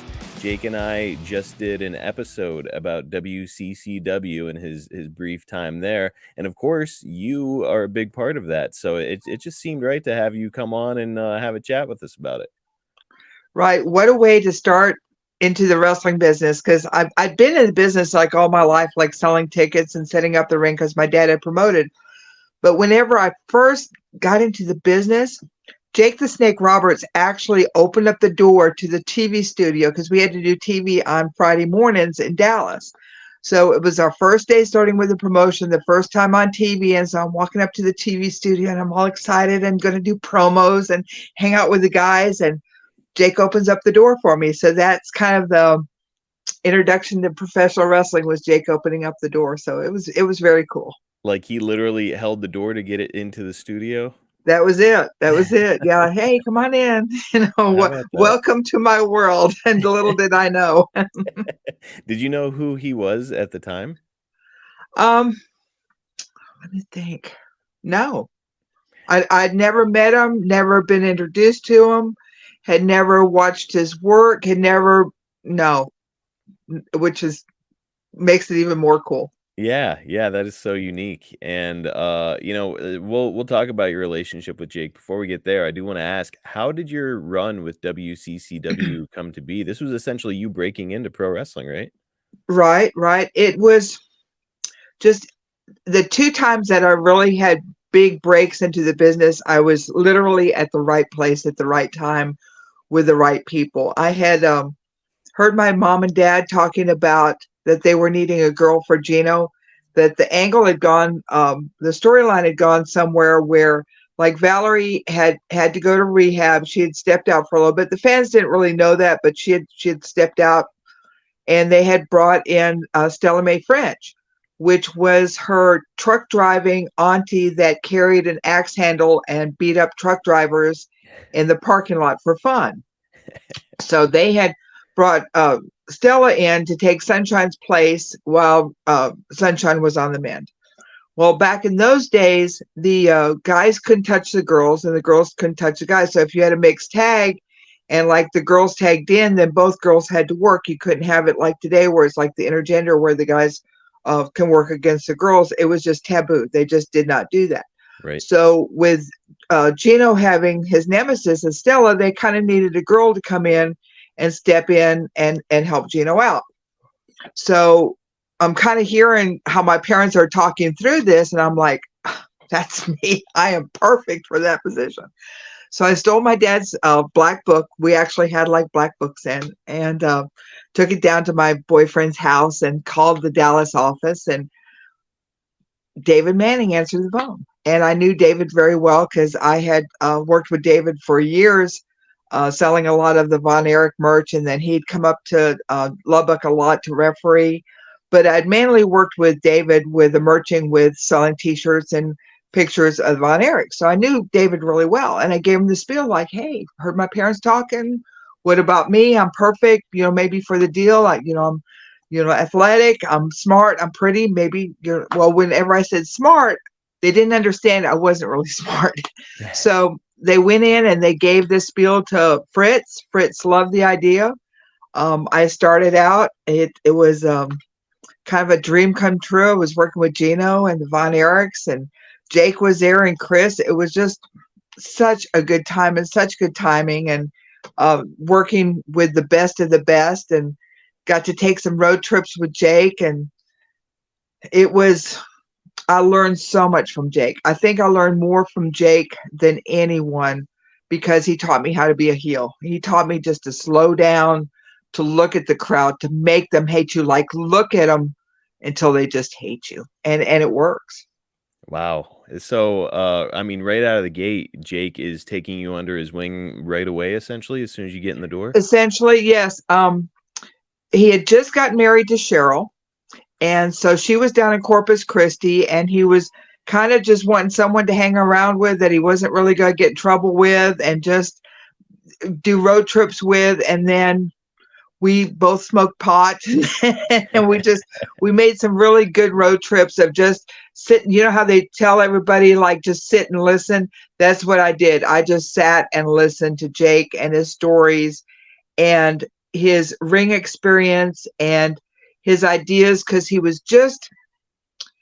had enough time in the business where he was making a name for himself, and he had just enough time in the business where he was starting to get the gimmick going of Jake the Snake, and the slow and the methodical and the really just the best interviews. And it was just all starting to click at that point of putting it all together of what Jake was going to be in WWE.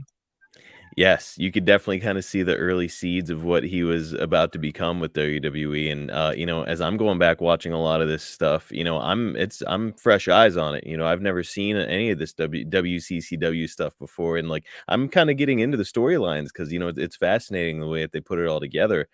Oh yeah. Now, well, go way back, like when they first brought Sunshine in. And with Jimmy Garvin and David Von Erich and the vignettes that they were going. And then about 2 years later, how it just all progressed. It was just magic how everything just pulled it together. It really did. Yes, it's a pretty well-constructed storylines, and, that's despite the fact, according to Jake, whenever we did our episode, he was saying that it was kind of chaotic behind the scenes, and, it's, there were bookers and people in charge of booking, but not everything, was always smooth. Some of the stuff was kind of last minute. It wasn't. There were so many Indians and very few chiefs, and everybody was trying to be, to put, because they could see like how successful it was. So you've got the Von Erichs doing their storyline. You've got Chris wanting to do what Chris wanted to do. You've got Gino, of course, doing what Gino wanted to do. And then Jake coming in and wanted to be a totally different heel than everything else that has come in. And then it was a lot of chaos. But when you think about it too, the WCCW were the first ones to go worldwide with the satellite because they were being seen in the Middle East and everywhere. So when they said world-class wrestling, it was world-class because we were, and I think that looming over everyone's head for the first time, instead of being like a regional, like just taking care of a few towns and having like 2 weeks worth of storylines and just going from there and then seeing what hit and miss and then having your 300 and 400 mile road trips. But now it's worldwide. What are we going to do with this? You know, Right. we can't be just this little world-class sportatorium. We need to be universal pretty much. And I think that was very daunting for some people. And I think it was very scary. And when people are scared and frightened, they act kind of weird. Well, I mean, there was no shortage of talent there, and talent that's crazy, crazy over too. So, like Right. a guy like Chris Adams sticks out as I'm watching this. Where, like, man, before he made the heel turn and kind of joined in with you guys, he was just a red hot baby face. On And this, competing with the Von Erichs, when you think of like how popular the Von Erichs were, to bring Chris Adams in there and be just as popular, if not more, incredible. it was great. It was really good. Incredible. Now, on this episode with Jake, we did discuss some of the craziness behind the scenes, and some of that involved Chris Adams, and how out of control he could be at times. Do you have any stories about working with Chris and some of your experiences with maybe him being off the I rail? was very fortunate because I think with my dad being a promoter up in Lubbock and my dad having a promoter of the reputation of like he wanted to protect me, and like, I better not mess with Nick. The guys treated me more like a sister and kind of protected me from a lot of the backstage shenanigans. Plus, I didn't want to participate in a lot of that because I didn't want word going back to my parents that I'd not been acting right and that I had brought bad name to my my father's legacy and everything. And I didn't want to shame my family and, oh, you would not believe what your daughter's doing. I'd much rather just show up at the events and work and then listen to all the stories later. Smart. It's a lot safer that way, and it's a lot cheaper. Absolutely. And somebody, or rather, something else that Jake said is that, speaking of out of control, the Von Erichs could be a little bit out of control as far as like no shows and showing up inebriated and dealing with that kind of thing. So I mean, you didn't necessarily have to be part of the party scene to see what was going on with the Von Erichs at the time. Would you agree with that assessment by Jake? It was, and from the point of my dad, because my dad promoted up in Lubbock, and no one wanted to come to Lubbock because it was a dry county. You had to go out of the city to get a 6-pack of beer, 12-pack of beer. You had to actually go outside the city limits. It was like 11 miles out there, and then it was a strip. It was crazy. And then you could go to restaurants and order liquor, and then even being a college town, we had a few clubs, but we didn't have like really good clubs, not like San Antonio or Dallas or anything. We were Lubbock, Texas, population of like 150,000 people back then. Right. The guys really didn't like coming to Lubbock. So I didn't really see that part of them. But if we had a spot show in like Levelland or Plainview or something like that, and Kerry or Kevin were booked, it was kind of a crapshoot of like who was going to show up, because a lot of times they didn't show up, and then they had to send a Mike or even Chris or someone else up there. Well, the fans paid to see Kerry and Kevin, and they were very disappointed. Then there was a time that there was this horrible thunderstorm right before the matches in Levelland. It was probably like 5:30 in the afternoon, and lightning is striking like all around us, like crazy West Texas thunderstorm. And Kerry is out in the front of this National Guard armory, holding on to the metal flagpole, wondering what would happen if lightning struck it. Wow. Kerry, come on in, honey. It's okay. Come on inside. we don't want to find this out. Yikes. I mean, at the time when he's doing something like that, under the influence of something, certainly, right? Right. Geez. We just at that point, I think my dad just got him out of there so that the fans didn't see him, and we just rescheduled, like, like card subject to change. There was definitely card subject to change that day. Kerry did not, my dad wouldn't have put Kerry in the ring like that.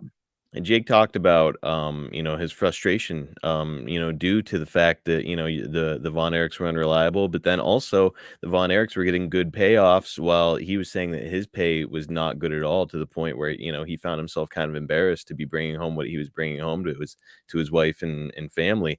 Right. Can you speak to that at all, as far as like, what the pay was I like? didn't have anything to compare it to because this was the first time I'd worked. And now, to me, I was making good money, because I, worked for my dad with his promotion. I made really good money, but not like on the road money. Okay. And I was just, I wasn't taking bumps. I was only going out there for one match. Wasn't really doing promos or things, like I wasn't. So it wasn't my point to go in the booking office and go, hey, I made 150. I probably should have made 250. I mean, and then to me, it's kind of rude to talk to people about their money. Yeah. So I didn't know. I was just happy to be there. So you mentioned your relationship with Jake and how instrumental he was in helping you. Can you talk to us a little bit about your relationship with Gino as compared to Jake? Gino was Gino. I did one road trip with Gino, and we went to Abilene. He picked me. We met in the Northland Park Mall parking lot, I think, and I dropped off my car. We got in the vet and went to Abilene. Worked the show. He said that he had something come up. He had to go to Houston, and I rode back with the referees, and that was it. It was very businesslike. It was what you see with Gino on TV is very much Gino in real life. It's crazy that the Dark Side of the Ring actually taught me more about Gino than I even knew about him. And I knew Gino for years before I'd actually worked with him. So I thought that was kind of cool how Dark Side of the Ring kind of smarted me up. Did you know Gino to be paranoid? That was something that Jake talked about, was that he was very paranoid. Now that I look back at it, yes. He, it was almost like OCD, like he had to like lock things and unlock things and lock things. I noticed that like with his car, like he would lock it and unlock it and different things like that. With Dark Side, it kind of showed me, like just kind of the craziness with it. Like he actually was living like 4 different lives. And it was just scary. Like he kept everything all together for so long, and it was so chaotic. So just chaotic. It is scary looking back on it, what he was going through, and how substances kind of had taken control of him in many respects. Jake had told the story about how maybe Gino was a little bit less, inclined to help you out, or a little bit more resistant to having you around because of your size as compared to his. There was a couple. See, Jake's like 6'6", so I had no problem standing next to Jake. Right. And then I guess Gino's like 6 foot 6'1", but they wanted me to be tall and big and intimidating. So yeah, and I mean, you are what, 5'10"?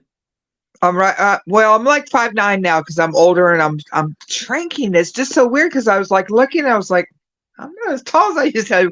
Yeah, I'm like 5'9" now, but I was right at 5'10", almost 5'10 and a half. Wow, and wearing heels. So I mean, you were probably looking I was like right at 6 foot. Yeah. Wow. Pretty impressive. Well, you come in billed as Andrea the Lady Giant, which is clearly a reference to Andre the Giant, and right. they're also calling you Nicola from time to time.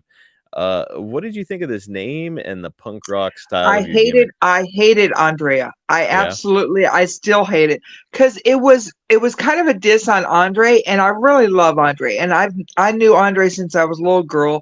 They could have come, even Nicola's impressive, and everybody kind of knew me as Nicola before then. Right.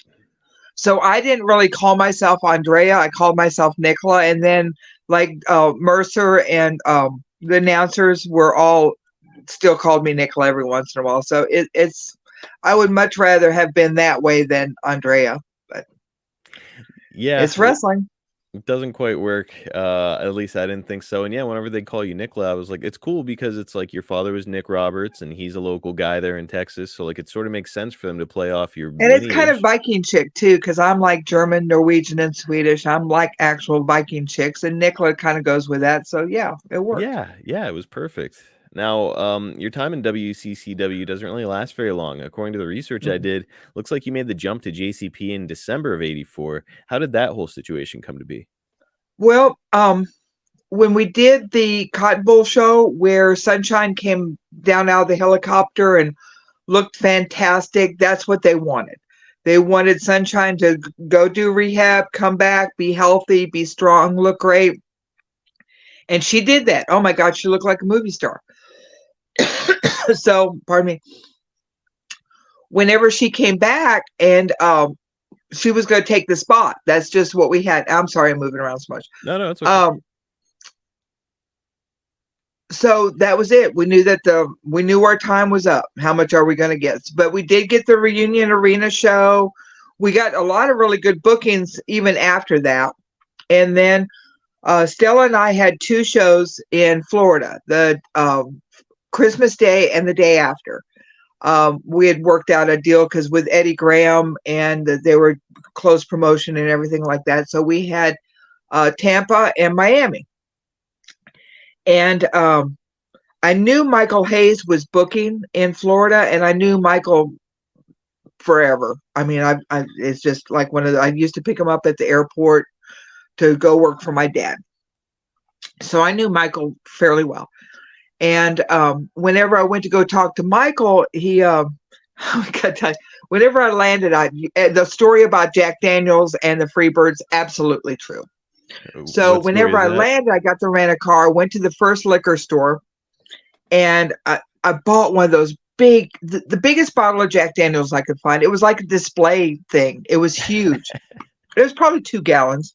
Wow. And went in there. Hey, Michael, how are you doing? I haven't seen you in forever. And, I'm looking for a place to go and maybe you could use it. And he says, well, he was getting ready to close down Florida because it had slowed down. He said, I'm really not going to do anything until January, February, and then I'm going to open back up. But he says, you need to go talk to Dusty. And as he put it, he said, Dusty's getting ready to blow North Carolina up. He said, that's where you need to go. So he says, you know him? And I was like, yeah, I know Dusty. He says, well, Tully's in there too. And he says, and I was just like, I've got this. I wanted the bottle of Jack Daniels back, but it was already gone. So I went across there and Dusty is sitting in the chair and Tully's like to the right-hand side of him. They're just standing there like talking. And I gave him the spiel like, hey, I've been working with Dallas. I told him everything and that I'd really like to keep going and be on the road. And I really like this part of wrestling. Well, you can see that something sparked, something between both of them. Well, I had no idea that they were looking for a girl for Tully at that time.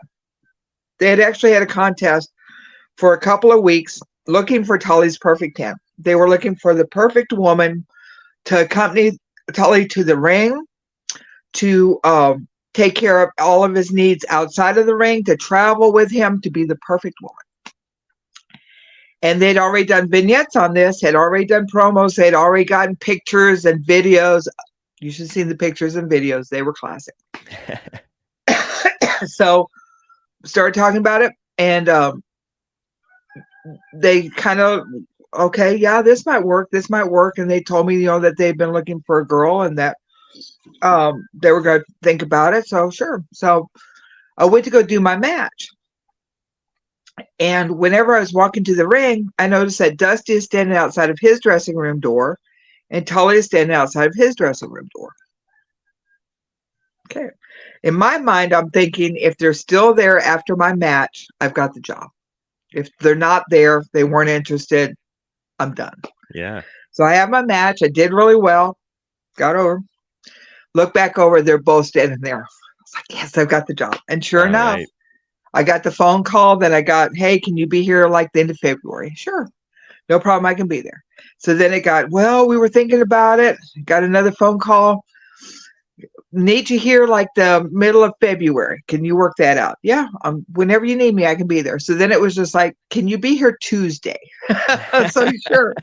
So that was like on a Thursday. And so I drove out on a Tuesday and I was there and stayed with Tully for a while in his apartment. He had like a 2-bedroom apartment, so it would look really well with the gimmick, and traveled with him, and then got my money together and got my own apartment. And gosh, we worked together for like a year, and it was awesome. It was so cool with Tully.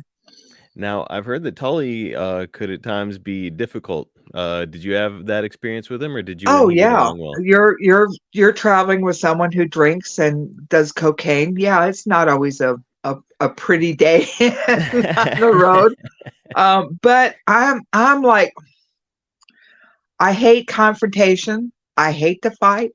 I like for everybody to be happy. I like to be the person that goes, ta-da, look, everything's great. So that's why I think we worked out so well, because I really liked being the valet and I liked the role of it. So as soon as we would like land, like let's say we landed in Baltimore, I would race down, go rent the car, go get the car, bring it back, and have it pulled around ready for them to come out of baggage claim and get in the car and go. That's how good I was.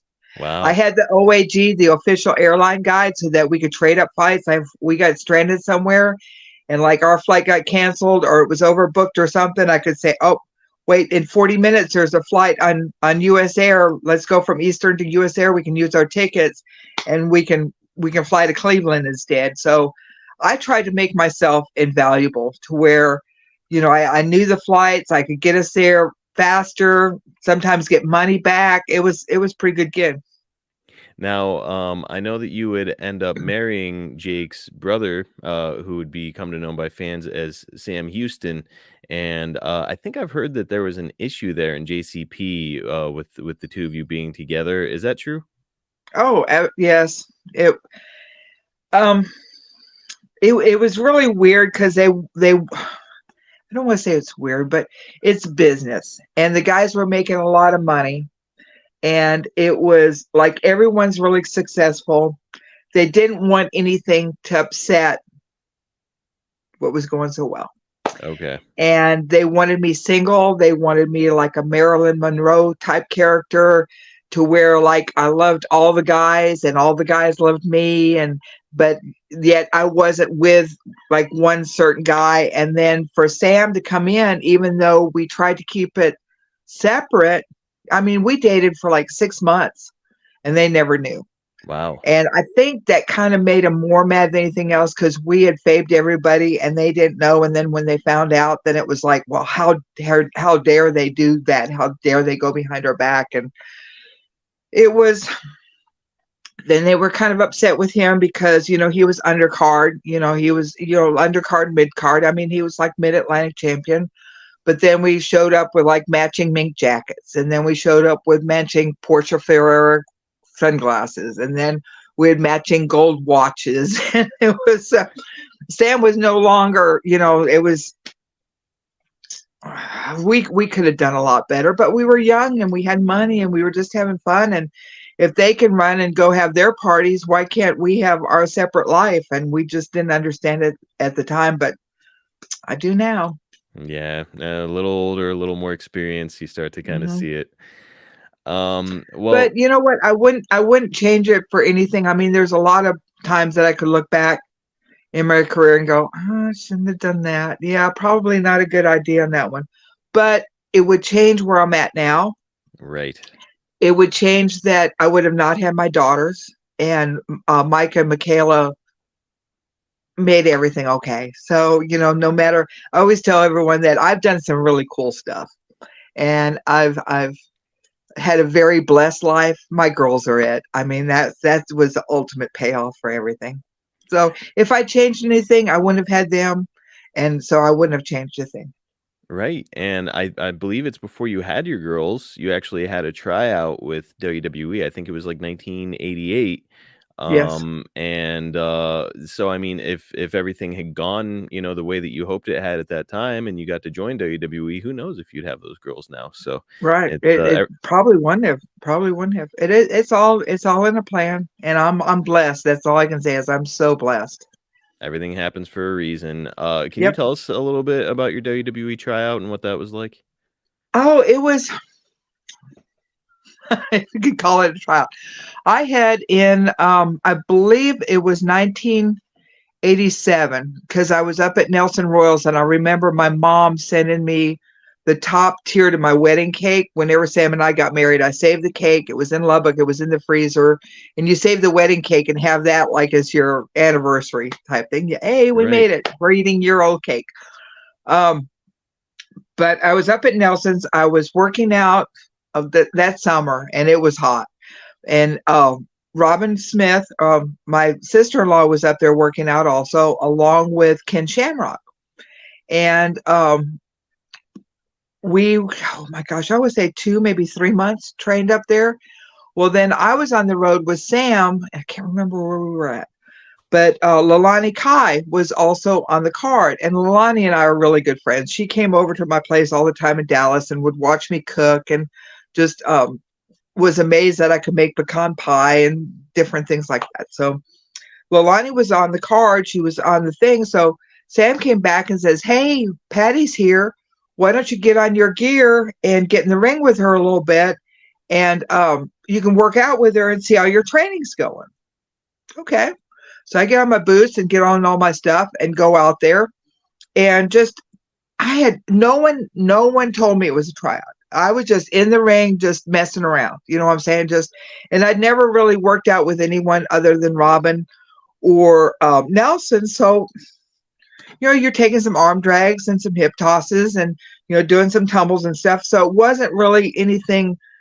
I would have been a whole lot different if I'd known it was a tryout. Otherwise, we were just goofing around. So it was just a goof around. And then Robin was there too. And then she went in the ring with Leilani. Well, they smartened her up, and she had a totally different workout with her than I did. Oh. But it's so good because Robin had such good matches with Sherry. I would never take that away from anyone. So, she, there for a while, it was Jake and Grizz and Robin and Sam. And then I was traveling up to see them all the time with WWE. So there for about a year, it was really cool because everybody was working for WWE. Yes. I'm surprised to hear that Vince would see someone like you, pretty and tall, and not have immediate interest. Like you kind of look tailor-made to be a big I have heel. never, I'm trying to think. I don't think I've ever shook hands with Vince McMahon. Really? So I never, I had heard that he thought I was too regional looking, that it was too of mid-Atlantic, Southern type thing, that I wouldn't have gotten over with any other gimmick, that my look was too centralized. Oh, okay. Well, as we said, it was, the important thing is that, you got to have the life that you have now, which it likely would not have happened if this WWE thing would have worked out. So, all part of God's plan. And I'm fine with it. And what's really cool is I've got bragging rights. Out of everyone in my family that's been in wrestling, they've made a WWE check except for me. My dad, my son-in-law, my brother-in-law, my sister-in-law, my husband, my ex-husband, my daughter. Everyone's had a WWE check except for Baby Law. Wow. Your daughter was in WWE? My daughter worked, she's done some regional, like when they had the guy that had the, oh gosh, what was it?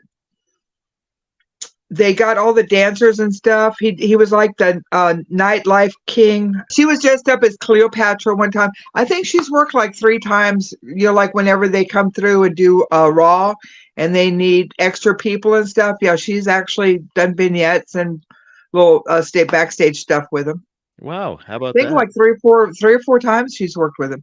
And what was really cool, I think the last time she worked with him, she messaged me, and because they have to go through the physicals and everything. Mm-hmm.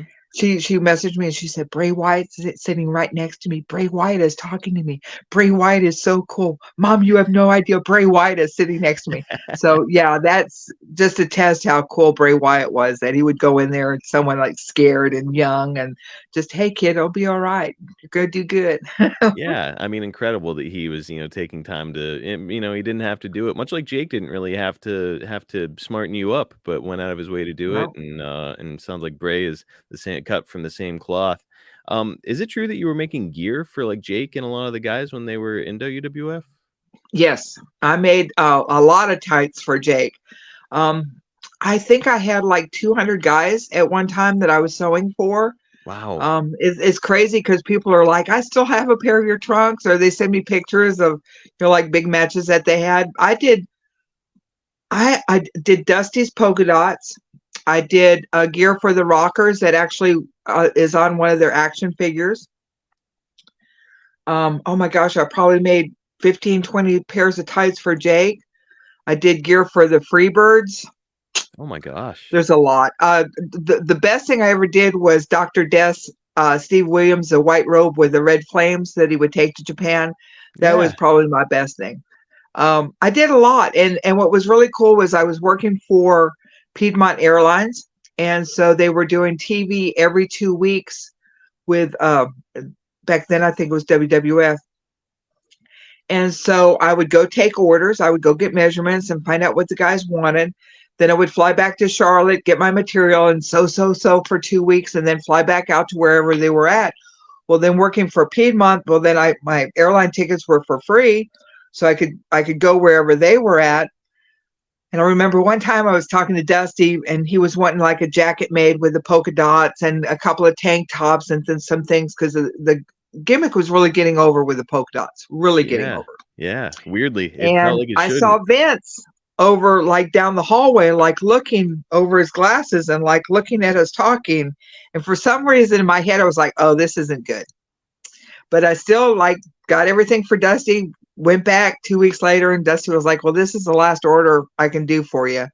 And he says, Vince saw you taking orders and the work that you've done, and he wants to do his own merchandising with it and his own seamstresses on the road. So he says, I can't get anything else from you. And sure enough, after that point, Vince started flying seamstresses on the road. Wow. Which is cool. But I lost a lot of business that way. Yeah, that sucks. Did any of Jake's specific gear stick out for you? Do you remember any of those that you made? There was one because I had the snake pattern with the really big eyes, and he hated it, but I thought it was kind of cool. I can send you some of the stuff I did. It was he did wear a pair. They flew me up to Michigan, and I was there to make him a pair of tights right before WrestleMania. Wow. Okay. So wait a minute. I'm trying to remember, because I feel like Jake. They were like a maroon. They were kind of a weird purple color with like the snake going up the side. Was it like a blue snake? Maybe. I can't remember, because it was kind of one of those, Nick, I need you to make tights for me now. I'm flying you. Your ticket is at the airport. Bring your sewing machine. And I basically gathered up whatever material I had that was enough to make him a pair of tights and went up there and did it. Incredible. So that was, I could basically call that one scraps.